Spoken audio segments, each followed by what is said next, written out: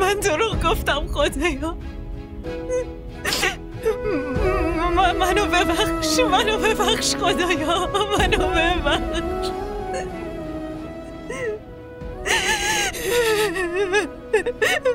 من هیچ چاره دیگه ای نداشتم خدایا. خب من چی کار میکردم؟ اگه واقعیتو میگفتم همه چی تموم میشد، همه چی از دست میدادم. خونه زندگیمو، همسر و سمینا. خدایا تو بگو من چی کار میکردم، تو بگو. منو ببخش.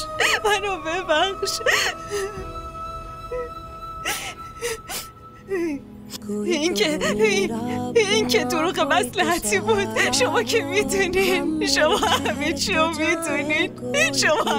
میدونین.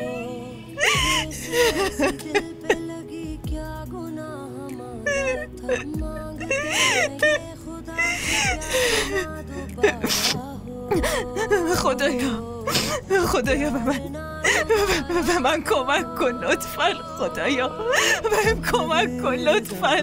دیگه نمیخوام دروغ بگم. منو ببخش خدا، منو ببخش خدایا.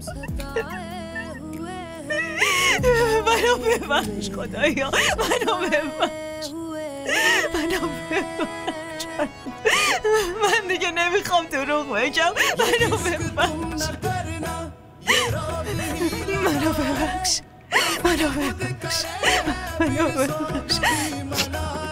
لطفاً منو ببخش.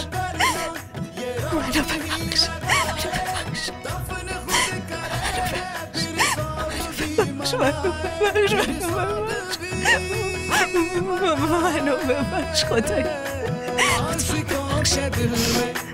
आस भी लगाए फिर आस को बुझा के ये आग भी लगाए फिर आस को बुझा के ये आग भी लगाए.